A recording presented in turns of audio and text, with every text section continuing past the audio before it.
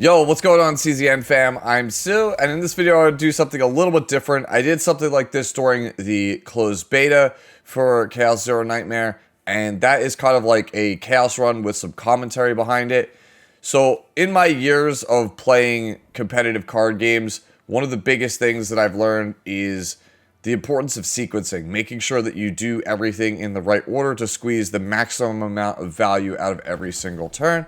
So I figured I'd go through and I'd talk about my decisions here in this video. So that way, not only could you learn how I sequence my characters when I play, but also it's good for me to revisit it and make sure that I am making the best sequences possible, kind of point those things out when I can. This right here is a Laboratory 0 run on level 8. This is a tier 14 run, in case you're wondering, for save data purposes. Not the most difficult thing, but still pretty good, I feel like, in terms of difficulty, getting to show off both Maribell and Yuki, a character that is not particularly played often, and also a character that most people generally think is pretty bad. And if you had asked me like 4 or 5 days ago if Yuki was bad, I probably would have agreed with you.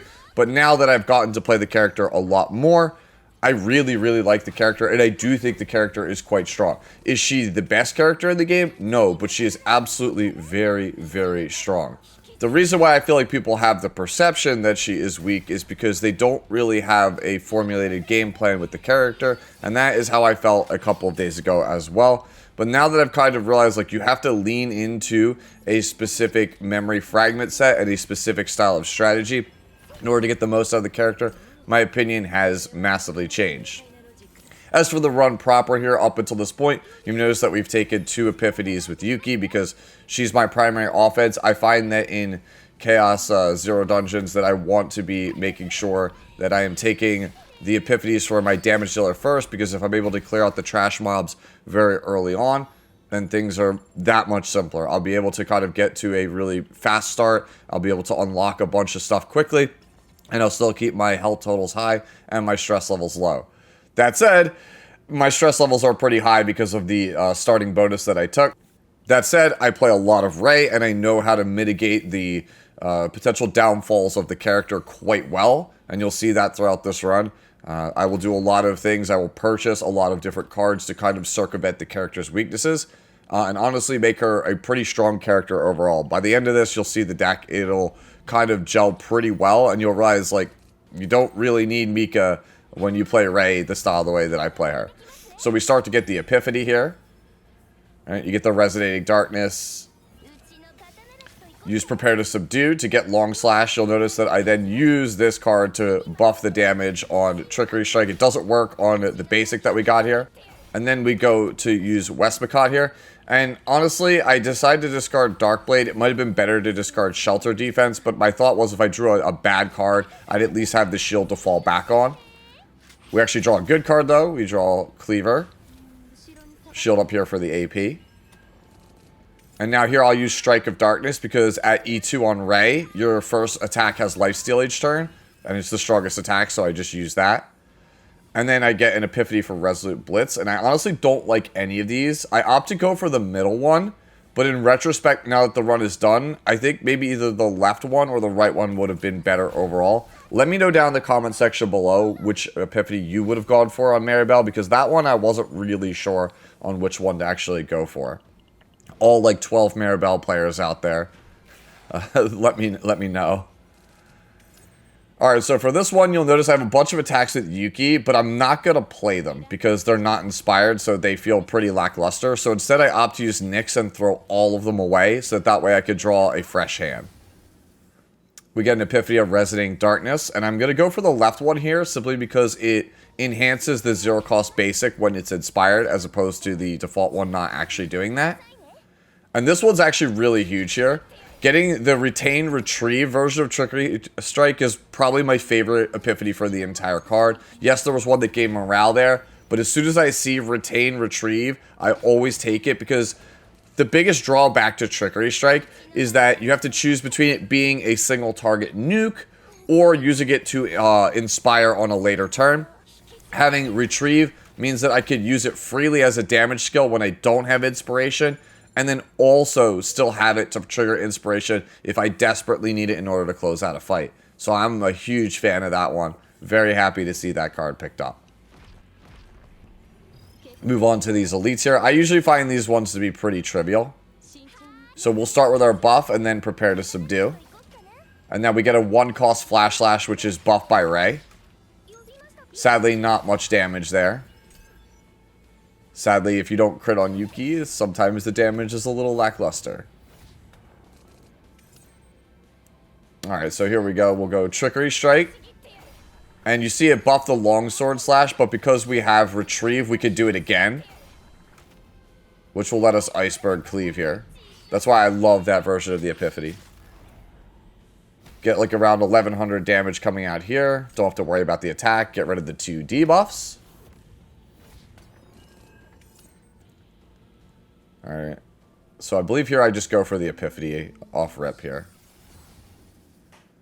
And I immediately decide I'm going to go for the middle one. Because I know from playing a lot of Magna that the AoE shield is really, really stupid in certain encounters. It generates quite a lot of shield. You'll very easily hit the 20% of your max health.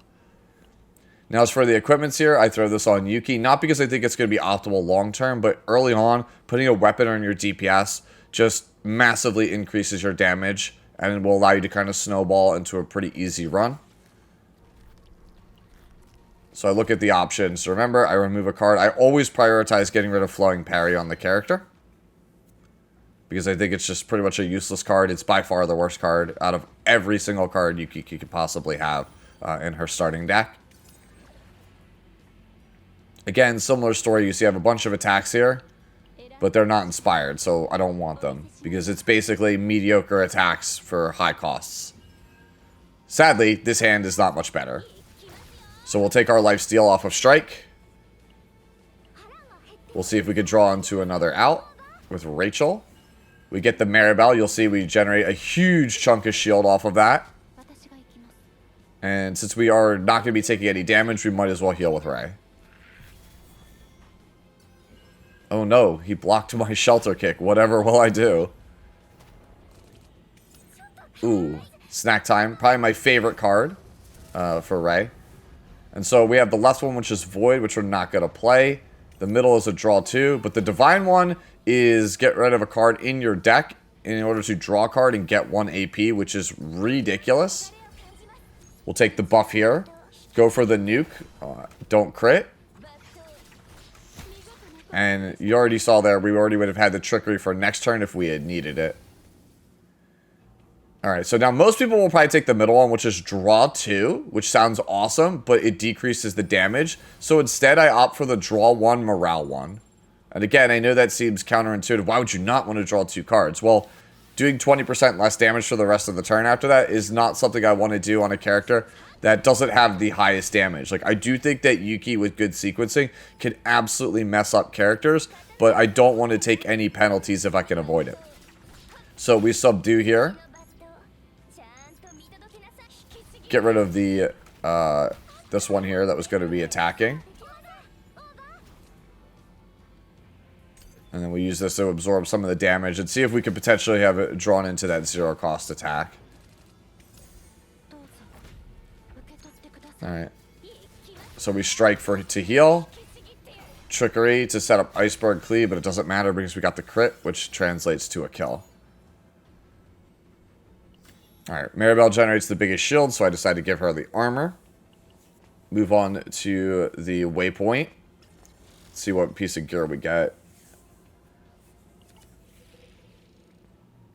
I believe, yeah, this is the one. When you draw by an ability, you gain the shield. I decided, I believe, end up putting this on Ray. Yeah, I end up putting it on Ray. Because she actually has native draw power with the snack time. And I believe she's going to generate more than Yuki will. So now for our first removal at a stop here, I get rid of Ray's card because there's no reason to keep Ray's basics, like pretty much ever. Because between Predator's Blade and Strike of Darkness, you'll always have a better attack that could heal. So they just don't matter. Pick up some equipment here for Yuki. Kind of smooth over my run a little bit here. Just check my refreshes to see if I hit something like Rally. Don't find it. Check Wanderer again here. You'll notice that Rest is unusable. I cannot rest at all. That is the restriction on the 14th tier dungeon that we're doing. So we basically just have to make do with main healer Ray. So I'm already pretty high on stress, right? And I look and I'm just like, well, if I hit, I don't have to suffer anything. So I decide to gamble the 2/3 chance to take the Epiphany. Get Freezing Blade on Yuki, which I think is just a really, really powerful card. I know people don't like it, but I really, really like it. Same thing, use our free refreshes here. And I noticed Financial Therapy. And I think this card is massively underplayed. So I take this card here for Ray. And the base card for Financial Therapy is not very good, right? It's just a one-time heal, and if you're at full health, you gain some credits. Cool. It is what it is. But as you'll see in this run, the epiphanies on that card are insane, which is why I like taking it. It's a cheap cost card with very, very powerful epiphanies. So here we take the Administrative ID badge, which basically blanks the first damage, the first instance of damage that we would take during a fight, which I think is pretty powerful.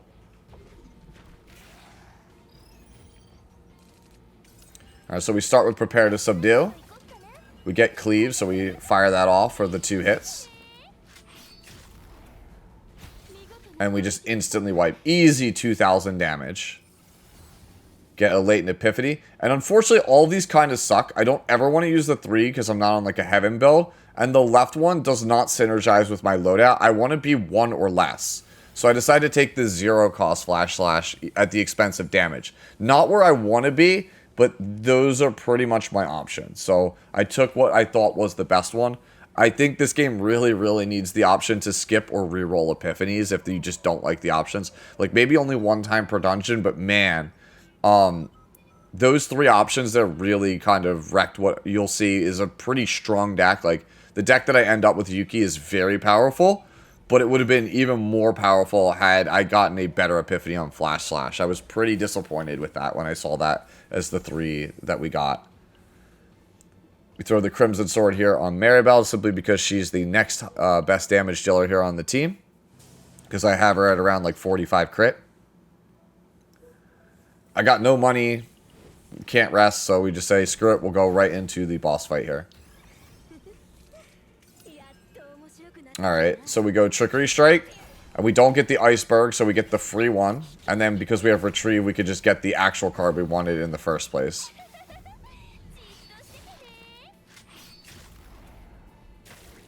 Alright, so nice 1,500 damage there. So we strike because it's free, and we get the free healing. And then we get Financial Therapy here. And you can see 2 ego points, a Fortitude 1, or a Draw 2. Well, yeah, I'm going to take the Draw 2. Because then it's basically like a mini gear bag there. Yeah, I have to pay for it. But like, hey, it's still a Draw 2. A Draw 2 is a Draw 2 here. And now you'll see I'm in a pretty awkward spot here. Because I can't play a shield to fully block everything. The Shelter Strike doesn't do a lot of damage. Because my shield isn't large enough. And so now I have a couple options. I can Ray and play both of the cards in my hand.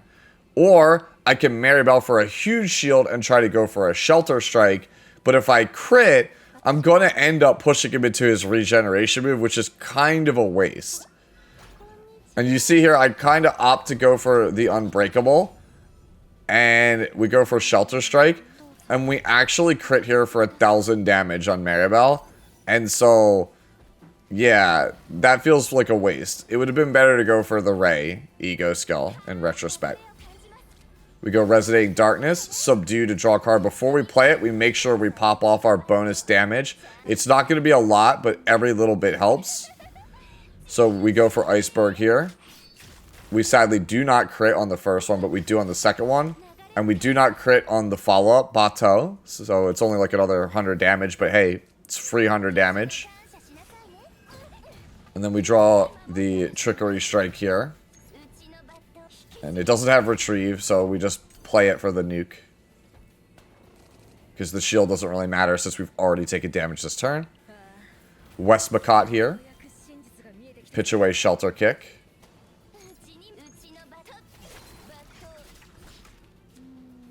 Alright, and we have a couple options here. So we go this into Blitz. because Blitz does bonus damage based on the higher the shield that we have. And Ray is our first crash out here. So we play the Ray cards, get the 2 shields here from Maribell. Just basically throw everything up because there's no other play we can make there.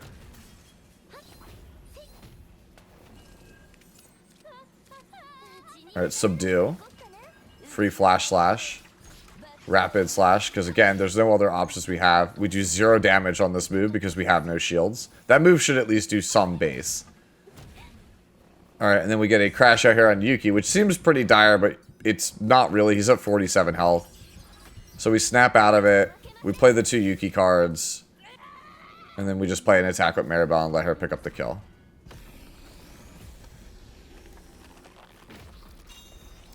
I find that this is the harder of the 2 bosses. So obviously we're going to take the snack time here because it's the Divine Epiphany. It's just the highest value dupe. And then of these, I don't ever really care for Assault Boots, so I just go for Moon of Destruction. As much as I like the ID card, I think I'd rather just have the free damage. Looking at this, I decide to obtain it simply because of the blue set, because it synergizes well with Magna. I'm looking for slightly better pieces, so that's why I picked that up. You should always be on the lookout for a 3 or more gold pieces in your Chaos runs to redeem. Make sure it's for a character you want. So I take Focus here because it gives us bonuses when we're low on health. And as you can see, we're already basically near that 50% threshold. So I decided that that was going to end up being the fate that I wanted for this run. And here is Predator's Blade, which I think is one of the most criminally appreciated cards in this game. 1 cost for a huge nuke that gives a morale 4 for the turn. Which is like just an insane amount of damage. Like it heals you also. As you can see, there's the 84 from it. So we're looking again, weighing our options. We could either West Makata or Unbreakable here. So we decided to just play out our hand instead. Save the ego points. Alright, so Yuki is back now. Snack time. Get rid of the other bleed that I know he threw in my deck. Alright, get another Epiphany here. So this gives us Wolf's Dome. It's free, so we might as well play it out. Get rid of the bleed, just so we take less damage. Throw up the big shield with Maribell. And then take no damage and get some free counters. Maribell actually surprised me a little bit this run. She wasn't like the most impactful, but she was better than I gave her credit. As for this, I'm looking at my options. I don't really like that many of them. The middle one with Weaken seems very appealing. But I decided to opt to go for the upgrade because I know that passive damage is usually really good in this game. It might not seem like it, but a lot of my most successful builds with Rinoa have been passive damage. So remember to go for Trickery Strike before we go for Iceberg. And then Iceberg should pick up the kill. As you can see, I'm always trying to make sure I only throw out attacks if they're inspired. Pretty big one here. Get Morale 1 on this aggressive mutant. So that way, it's basically a 0 cost draw an attack and gives us a damage amp. Like, aggressive already gives us a damage amp, but getting morale on top of that is just going to be massive for our DPS turns. Come to the Void here. It's usually Greed if it's available as the correct choice. And then I believe the other one is Hope. There's 2 different questions you can propose here. And this one is really big here. Like, right? So you see the Divine, and I'm looking at it, but the left one. I cannot stress enough how powerful the Initiation one is. Freezing Blade is just a very strong upgrade, and being able to start within your hand is very, very big. It doesn't do the most damage, but being able to guarantee passive damage the entire fight, to me, is absolutely worth it. So I'm looking to remove a card now. I'm already weighing my options here on terms of points, because I'm already up to like 70 points, give or take, on Ray. Take the Lush Seaweed here. It's just a good item. First Aid Kit. I think about this because I'm thinking I might want one more healing card. And yes, I did pass on an item there that was pretty good. In retrospect, I didn't see it the first time. And so there's another Financial Therapy. And another aggressive mutant. So it's actually good that I passed on that item because I wouldn't be able to get the second aggressive mutant.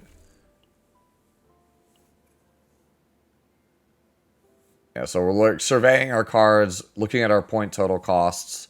Yuki at this point is up to 40 points. And Ray's up to like 70, with Maribell still being, I believe, at like 0.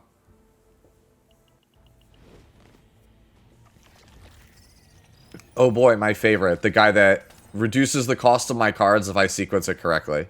And as you'll see in a second, I absolutely do not do this, because I absolutely should activate Freezing Blade here before I activate this Rapid Slash. And it ends up costing me.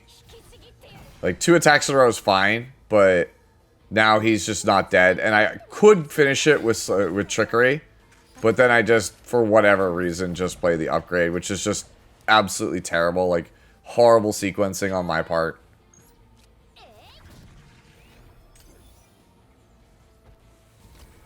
That's what happens when you go too fast. You don't think about it.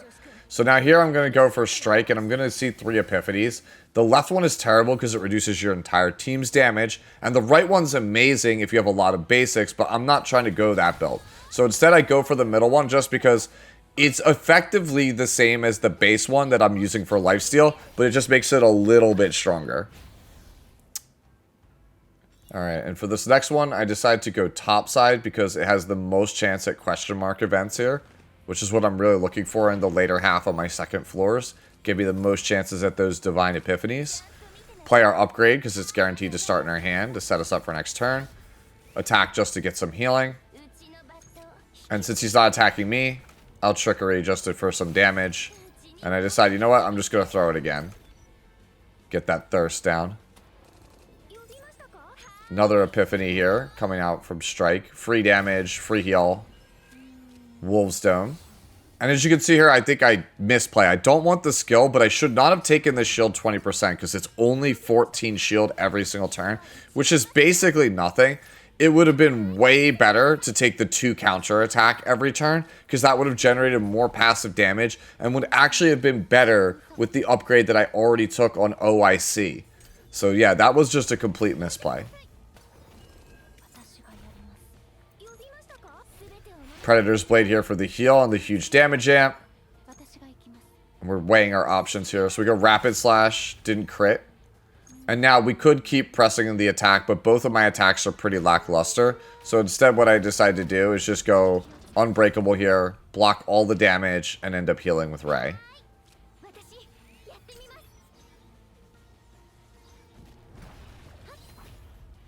Man, imagine if I had those extra counters. So now we're going to draw a card with Yuki to thin our deck. And then we're going to snack time here. And we're going to try to, since we basically have this monster dead to rights, maximize our chances to draw Financial Therapy just to get some free healing before we finish it off. Draw snack time. 1 in 3 chance, or 1 in 2 chances to say, to draw Financial Therapy. Get rid of Prepare to Subdue because it's just worse than the other card in the deck. And then we win the 50-50, get the draw, the free heal, and then I get Aggressive Mutant here, search for Trickery Strike, and what I should do here is Strike into Flash Slash, but for whatever reason I just go Maribell into a Trickery Strike, which is less optimal, and honestly I should always be in the mindset of doing the optimal sequence, so that way I don't mess it up in the future. But it is what it is. So we come here, and I always take the right one because the Replica Core is really strong. We fail, and I don't want to do this fight because this fight's annoying, so I use one of my rerolls for the day.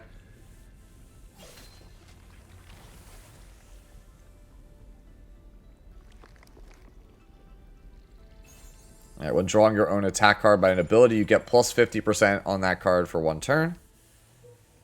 Big deal. We'll take the harder fight. Oh boy, it's my favorite yet again. And just like with last time, you're going to see me missequence yet again. I should Predator's Blade into Maribel Shelter Mark II here. And instead, for whatever reason, I decided to go for the 2 upgrades thinking, hey, you know what? That's better for the long run because I don't really have great attacks here anyway. And then I see how much damage I'm going to take and I'm like, oh, that was a horrible, horrible sequence. So I decided to actually rewind here. So instead, let's go with the original line of Predator's Blade into Maribel. And now you can see we're taking almost no damage. And now I should just use the 2 upgrades and then pass the turn. But for whatever reason, I decided, let's Rachel, see if we could press the advantage. And then I just fire off this Flash Slash, which is honestly terrible. And you see I even hesitate because I know right away, like, I should have played at least one of the upgrades before I Flash Slash for free damage. But I decide to, for whatever reason, not do it. Now, what I should do here is Trickery Strike. Okay, I do remember to do it correctly. And now that'll give us the Iceberg. Alright, kills the 1. And now we can kind of go nuts, sequence our turn however we want. Just use all of our draw spells, all of our free stuff, and then just blow up the enemy. Another upgrade on Financial Therapy, and yet it's another draw 2. So now we're pretty set up, I feel like, on this raid deck. We have 2 healing spells that draw 2, and then we also have 2 zero-cost AP generation cards that get things out of our deck, make our draws more consistent. So now we play all of our setup here on Yuki, and I massively misplayed this turn yet again. So it should be Rapid Slash into Ray's 0 point ego skill, into Trickery Strike, into Iceberg. But instead I decided to go Slash, Iceberg, Final Shadow, and then heal, which is honestly a way worse line. I would have done so much more damage had I used the other line. That's why you watch these things back, because it's like, it wasn't obvious to me at the time, but now looking at it again, it's like, wow, why did you not make that play? So now we're looking at our options yet again. Rachel, the GOAT. See more cards. Might as well get the upgrade. Debating yet again, what should I do here? Looking and seeing what is coming up in the following turns. That's still what's left in my deck. Decide to Nix here, which sounds counterintuitive, but I'm trying to see if I can luck into a 0 point card. I luck into 2.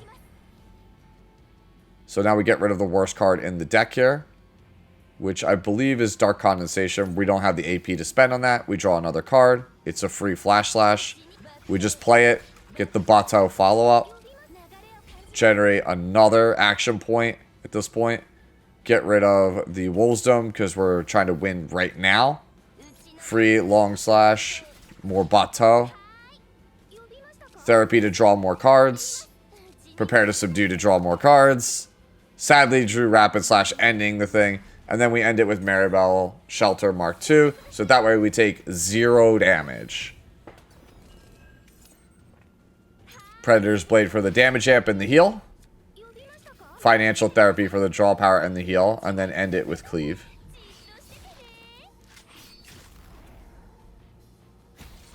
Alright. Almost to the boss. Just a couple stages more. Decided to go this way because honestly at this point elites are easier than regulars for some reason. Alright, and then for this one, if you use an upgrade card, you increase your damage, shield, and heal amount. Heal $ amounts, by the way, by 20%. Never forget heal $, guys. Yeah, so I decided that one was a bit better. Alright. Get our AP point generation, some deck thinning, and extra kind of information. Dark Blade doesn't have a purpose in the deck, so we always want to yeet it. So now we're going to play both of our upgrades to set up for, you know, subsequent turns. And now I have 3 AP and 3 cards. And I debate going for Rachel here because I don't have Inspiration on Cleave, which feels awful. So I just fire it off anyway. And now you'll see another miss sequence here. I Condensation to boost the Shelter, which normally would be a good play because it boosts the shield, but the enemy isn't attacking. So it would have been better to get the raw damage on the Cleave. Start with Strike just to get the heal. Draw some cards. Play aggressive to draw a free attack for Yuki. Use the upgrade on Maribel for the subsequent turns. And then pass here. Alright, so now this hand's pretty trash. We play the Strike for free to full heal. We draw up the Trickery Strike. And our only real option here is basically just to double slam Trickery because it's our only damage do. As you see, we're going to take a ton of damage here. And that's fine. Right? I debate using the Rachel, but like there's not really a point here. Like I'm already taking like 45% of my health. Just, you know, tank it. Let Maribel crash out here. Fire off all of her fear cards. That pops her out of it. So we get lucky here a little bit. So we're going to Mutant. And the reason why we have Mutant before Financial is because Financial can draw Yuki cards. So we want to draw guaranteed Yuki cards to get them in our hand, and then use Financial to draw the non-Yuki cards. If we do it the other way, it wouldn't have been as efficient. So that's why I do it in that order.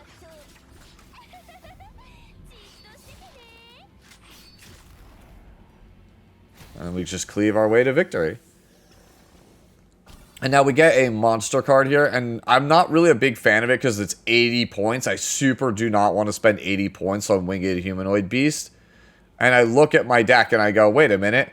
Maribell literally is a 0-point deck at the moment. So I'm just going to jam it on her. Not because it's good, but because she is a 0-point deck currently. And I throw this on Yuki because she currently doesn't have any body armor.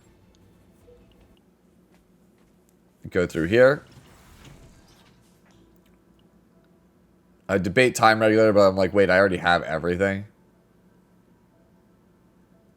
Debate the survivor, so we go for a removal. I debate rapid slash, and I decide to go for it. And the reason is because my whole deck at this point is just a bunch of 0 and 1 cost attacks. It just doesn't really synergize too well. I debate energy barrier here for a second because of Maribell. And then I go for the Brainwave blocking helmet, which probably isn't correct, but I decided to go for it anyway because it synergizes with Yuki. Alright. And so now this is going to get us a Nihilum Epiphany, which is always really good. So we get the upgrade here. And it's going to be on Aggressive Mutant. And the middle one is just ridiculous because it's a 0-cost 1 AP card. So we're going to take it. Resolve doesn't matter. It's cute, but it's not the main reason we're taking the card. So I look at these and I'm like, the bottom one is probably the hard one. So I'll go for the top one. Only to be greeted with everyone's favorite friend here. I know he got nerfed, but he still does a lot of damage if you're not prepared to fight him. And honestly, our current hand is pretty bad. As you can see, I'm just weighing my options. Do I go for Yuki to try to use an AoE attack? It doesn't do any damage, really. It doesn't finish off any wolves. So I decide, you know what? I'm just going to go for a Westmacott. They're not attacking me this turn, so I'm going to throw away the shield and pray I get something good. Alright, so I get a buff here. We buff the slash. Just give it the most amount of damage. Get the Bato follow-up. Just go Resolute Blitz and Shelter Kick just because what else am I going to do this turn?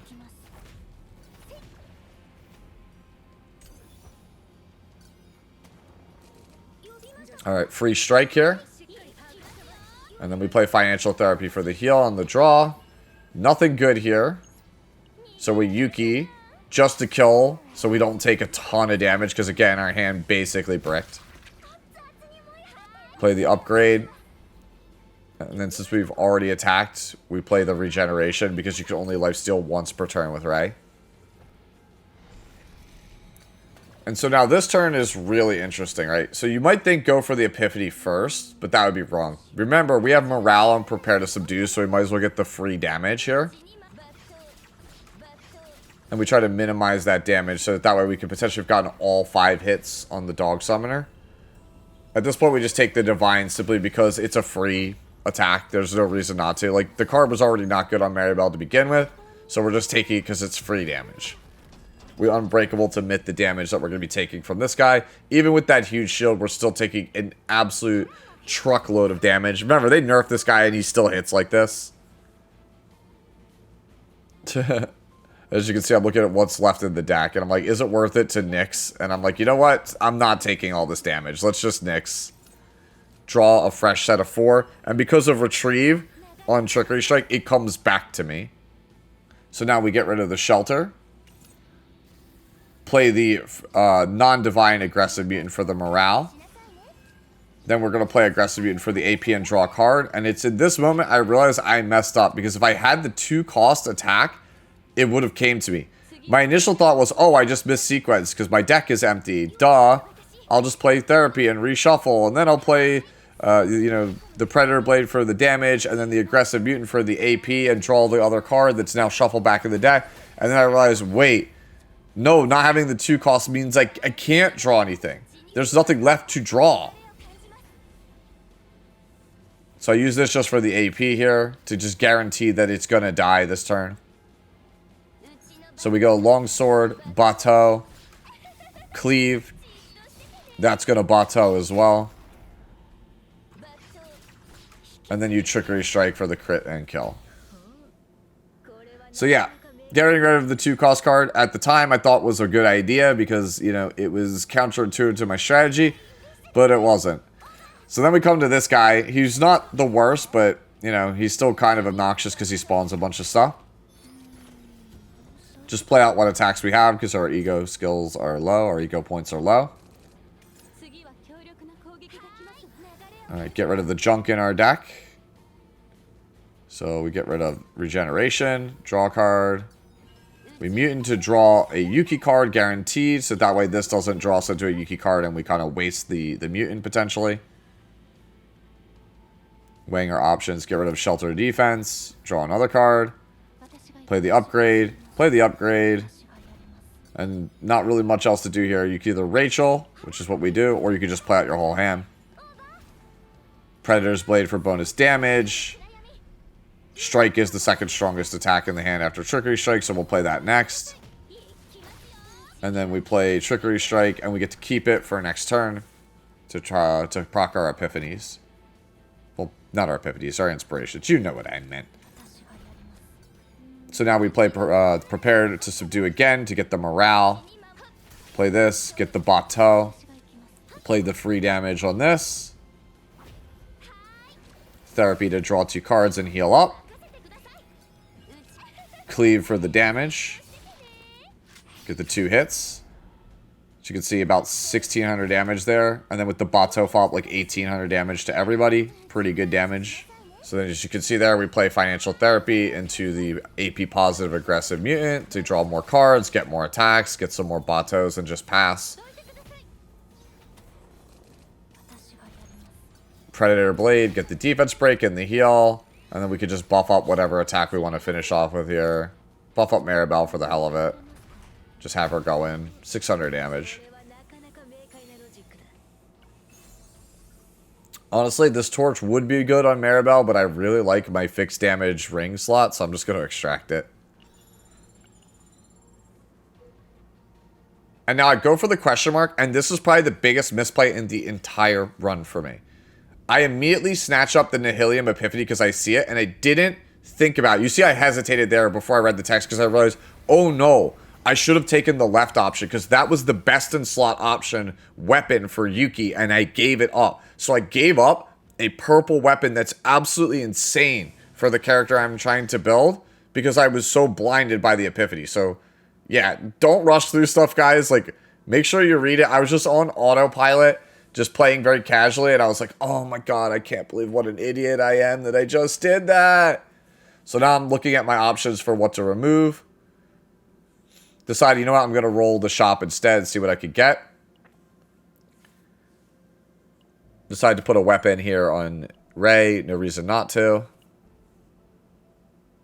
Alright, so we keep refreshing. And then I see the incomplete carapace. And I remember they buffed it. And I'm looking at it going, is this actually good? And I'm going into a boss. So I'm like, you know what? The carapace is better than the boots for the boss. Not like the boots are anything special. So like, I'll just grab it. And I just decide to leave, you know? I'm like, whatever. Let's just get this over. Let's fight my buddy Tristan Wolf. Just beat the dungeon. Beyond, like, at this point, I'm just, you could tell I'm beyond flustered because I literally gave away an insane weapon. And of course, Tristan eats my my upgrade, which sucks. Just play my mutants, get my damage bonus, my cards, get the shield, and then just basically just vomit out all of my cards here for no bonus damage, really. I mean, well, Cleve will get the bonus damage, but not having the follow-up because he ate my upgrade kind of sucks. He eats my strike, so, you know, my free lifesteal is gone. Whatever, we'll just get it off a Predator Blade. Get the damage amp. Get rid of a Dark Blade because it's useless. Draw another card. No great plays here. Just play our upgrades, play our shields. And just kind of sit here and, you know, potentially brace for impact.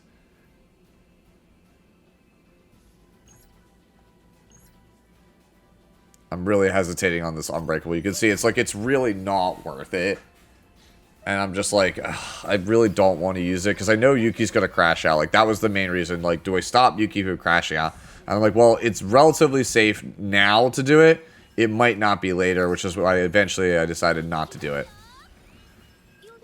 Alright, so then we go Dark Condensation, and we're going to buff the Winged Humanoid Beast because it's a multi-hit move, so it's basically 5 buffs instead of 1 buff. As you can see, we got a decent chunk of damage there. For my tank, that's not bad at all. You can see Maribel's like kind of doing some work here. Play this for 0 because, as I just said previously in the run, it's kind of bad. That move like really needs you to be on a specific build. So we play Financial Therapy to draw 2, play another one, get 2 wound cards, and that's what I realized. I know those wound cards are there. I'm a moron. So I rewind the turn. I play the snack time, and I get rid of one of the wounds so I don't have to draw it. Draw the other one. Now play the therapy, draw from a fresh deck.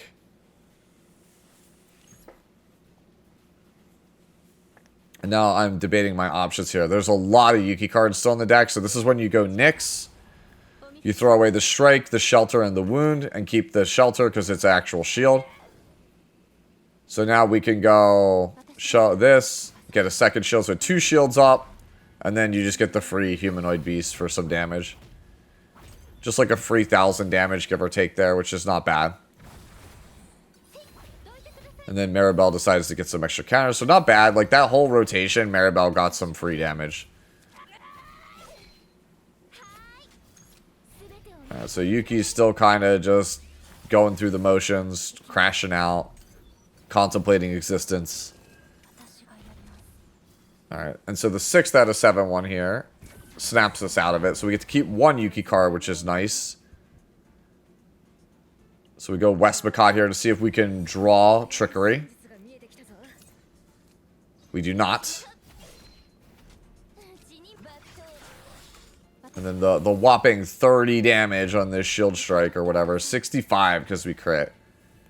Yeah, not great. Alright. And as we can see here, Maribel just goes to town on Tristan, countering him a ton because she's not a redhead. He probably insulted her for some reason. He likes Ray instead. Alright, draws a card here. Predator Blade to buff up the damage of the following 2 attacks. And you just play the Shelter Kick here. And to my surprise, he vomits back out 2 cards. So, hey, I'll just take my big fat shield now.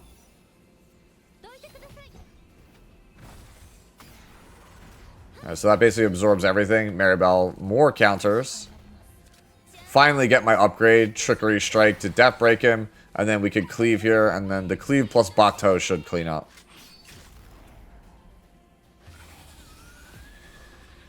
And then Tristan once again returns to the ether. Alright, and obviously, we get lucky. We get to duplicate our AP positive card. And my punishment of not taking the weapon is somewhat covered by the fact that I got at least a pretty decent body piece, which will allow me to set up epiphanies with this deck in future runs. Overall, I think I played alright. As you can tell, I pointed out a lot of misplays in my games here in this video. But yeah, no, that's basically it. That is the level 8 clear with Yuki, Maribel, and Ray. It's considered a tier 14 dungeon. I'll probably do some of the harder ones, upload those if people want to see them as well. But overall, let me know your thoughts on this style of video. If you want me to do more of these, let me know. I'll be more than happy to do it. And so now I'm going to quickly check my decks real fast. And the Ray deck with the AP and the deck filtering and the draw and the healing, it all sticks. So that's a great one to add to the collection. Maribel deck, not too great.